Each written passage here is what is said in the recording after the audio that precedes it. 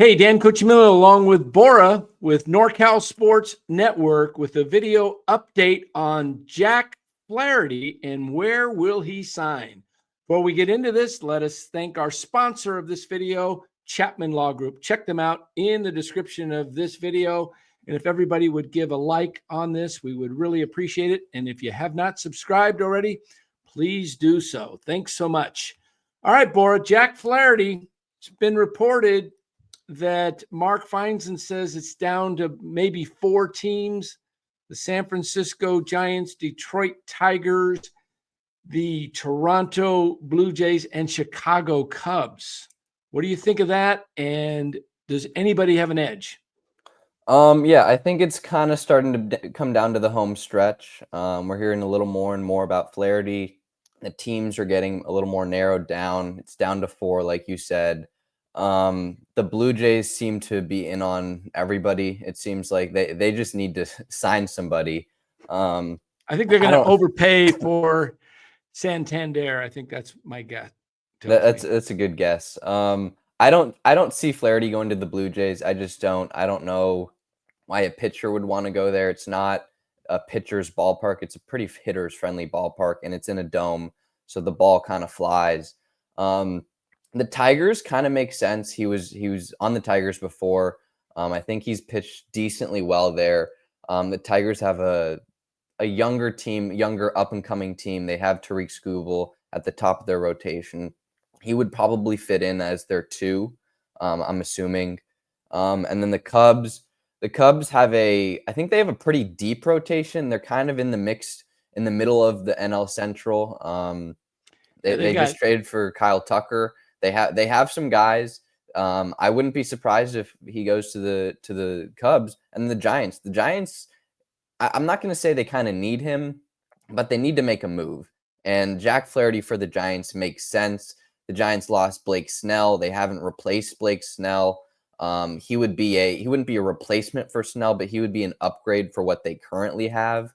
So I would say the Giants right now would be my front runner, just because Giants have been in on Corbin Burns. I think they were in on Blake Snell. They've been in on a bunch of guys. They're in on Roki Sasaki right now, and they haven't landed any of them so far. So they need to land one of these guys. And I don't know if I don't think Roki Sasaki is going to be coming to the Giants. So it would kind of make sense that the Giants would sign Jack Flaherty. Yeah. And according to Christopher Klein of Fansided, who put out an article here, I believe yesterday, talking about Giants Plan C seems to be in place after losing Corbin Burns and Blake Snell, the division rivals. There, he talks about Flaherty. And again, we talked about Mark Feinstein's report, MLB.com's Mark Feinstein.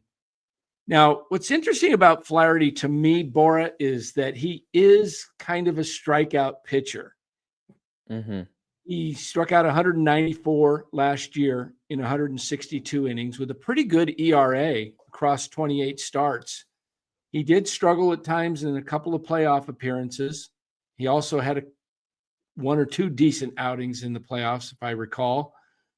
But this article says this puts the Giants in prime position to swipe a division rival's best postseason pitcher. I guess he was pretty decent for the Dodgers in the postseason.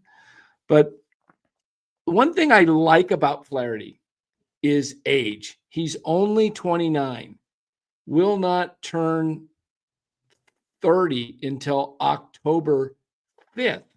So I like that he doesn't have a ton of innings on his arm. If you look at overall innings, I believe he's pitched under 900 innings for his career, or maybe just over. Yeah, he's pitched 829 innings for his career. You see that right down here highlighted in yellow. 829 and 2/3 innings pitched. So he did have 1 inning or 1 year in 19 where he pitched almost 200 innings. But then he struggled with some injuries in 21 and 22. Only had 26 starts combined in those 2 seasons. And then he's back, though, with pitching closer to 29, 30 starts. In the 23 season, he had 29 starts. Last year, he had 28. So if you can get 26, 27 starts out of Flaherty and you don't have to sign him to too long of a deal, I think is not a bad thing, because the Giants, let's face it.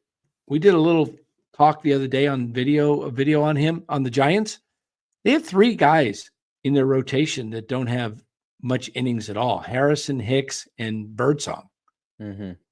And then you got Robbie Ray, who's coming off of kind of Tommy John. You don't know what to expect. Then you got the horse, Logan Webb, who pitches over 200 innings a season. So I think Flaherty on a shorter term deal would be okay. I think he's going to command between 20 and 25 million a year. I think if it's a 1-year deal, it's probably closer to 25 with let's say he does an opt-out. Mm-hmm. A 2-year deal with an opt-out. I think it's probably closer to 23 to 25 million a year. Which is, and that's very affordable for the Giants. The Giants have the money to afford him. He's not getting that top of the line starter money like Blake Snell and Corbin Burns got. Right. 35 annual salary. Jack Flaherty is a little interesting because you mentioned his injury history and his injuries in 2022 and 2023, which is it raises some cause for concern, because the Giants, like you just said, the Giants have 3 of their top 5 pitchers in the starting rotation, Kyle Harrison, Hayden Birdsong, and Jordan Hicks, aren't proven starters. Kyle Harrison and Hayden Birdsong are very young. We don't know what's in store for them. Jordan Hicks is just starting to become a starting pitcher, so he's not used to his full 140, 150, 160 innings pitched. And there's a good chance he's not going to do that. He might go 120, 130 this year. Innings, and a starting pitcher that can eat innings is very valuable. It's one of the most underrated statistics, I think, in my opinion. It's a hard statistic. It's not an advanced statistic. It's just innings pitched. But if you can pitch innings, and give your offense a chance to win the game, you don't have to be this shutdown guy who pitches 7 innings and allows 2 earned runs a game. But if you can just pitch 6 to 7 innings, with an ERA between 3 and 4, that's valuable. And that's valuable to a team. That would be valuable to the Giants, and that's valuable to your bullpen, because starters right now in this day and age of baseball are pitching less and less innings. Blake Snell, I mean, he pitched his average innings pitched is like 5 to 6 innings. That taxes your bullpen, and these guys are getting paid $35 million a year to pitch 5 innings a game. Yeah. And most of these teams' bullpens aren't ready for that. So if you can sign a pitcher who can throw 160 innings a year, that helps your bullpen. And in most recent years, absolutely, the Giants, their bullpen has been good. It's a good bullpen on paper. In the first half of the season, their bullpen has been A+. It's been an A bullpen. It's just, it gets taxed in the second half, and we've seen it past 2-3 years. Absolutely. Take a look at this, Bora. And obviously, you're going to want the pitcher on the right, but compare the statistics there and tell me what you think. They're not incredibly that far off, in my opinion. I see games on the right, of course, but games started.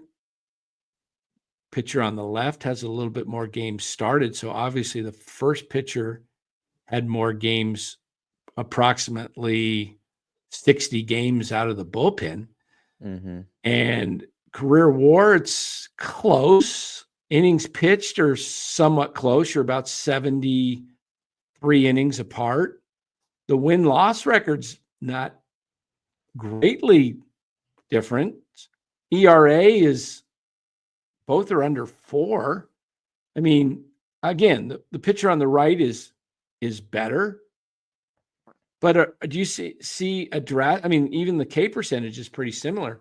It's not a there's not a drastic difference here. The pitcher on the right is definitely better, but it's not like these guys are drastically different. They're relatively similar. And let me show you who these pitchers are. Do you have a guess? Is the guy on the left Jack Flaherty? Yes. I don't know who the guy on the right is. Wow. Okay. That's their career.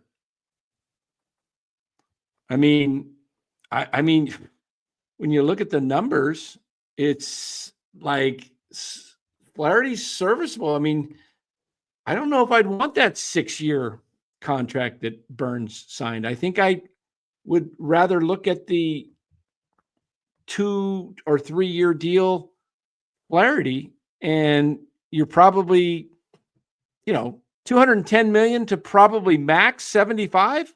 Yeah, I think a 3-year, $75 million deal is pretty reasonable for Jack I mean, Flaherty. he's 29. So you're going to get him age 29, 30, and 31. If you go, and let's say one of those years isn't so great because he's injured. Still, if you get 2 decent years out of him, I think the Giants need pitching. And you know what? We see in baseball with the LA Dodgers, you can never have enough depth. Get the depth and figure things out later. It's not like Flaherty. I mean, I'd be curious to do a comparison to him with Anthony DiCiofani. I don't think he's that. It would be interesting to look, but I think the Giants need arms. And if they don't have enough arms, as you said earlier, the bullpen's going to get taxed out early. And if that happens, your season just teeters. It just completely collapses come August, because there's a reason it's called, July, August, September, the dog days of summer. It gets hot and guys are tired and it's hard to maintain your stamina. A lot of guys that start the season at one weight, they end up much lighter because, you don't have much time in a long, grueling season with maybe one day off a week to really get in your workouts and stay as strong. It's hard to, do all your lifting and your dieting, all that stuff. The travel gets crazy. We've seen it with Patrick Bailey a couple years in a row where he's just really worn down. And pitching, when you head back to Midwest and East where the humidity's high in July and August, it just zaps you. Yep. So you got to have guys that can work and give you innings so your bullpen is fresh. So I think Flaherty to the Giants would be a great signing for San Francisco. I also think, as you mentioned, the Cubs would be a really good fit for them, for him and the Cubs. And the other team was Detroit as well. Like you said, Toronto, I don't see how that works. Toronto seems to be kind of it's they're desperate. Yeah. And Detroit up and coming. So we'll see. I think we'll hear something on Flaherty. Do you think we hear anything before Sasaki, or do you think he waits till after Sasaki signs sometime around the 20th, 21st of January? I don't. That's tough because I don't know that Sasaki's contract is going to influence Jack Flaherty's contract. It's not, because Sasaki's getting international pool money. It might affect the teams. Like if the Giants sign Sasaki, then they would probably be out on Flaherty. Maybe not. Who knows? But I don't know. I kind of have a feeling it might come before. Okay. I think you might be right. I'd like to see Flaherty. I wish the Giants would sign Flaherty and Sasaki, because never have enough pitching. All right, guys, tell us what you think on the comments below. Let us know if you agree with what we're saying about Flaherty and the teams, disagree. Put your comments below. We do read those comments and try to respond as much as possible. So we thank you for watching this video. Make sure you give us a like and subscribe, and we will catch you on the next NorCal Sports Network video. Thanks for watching, everybody.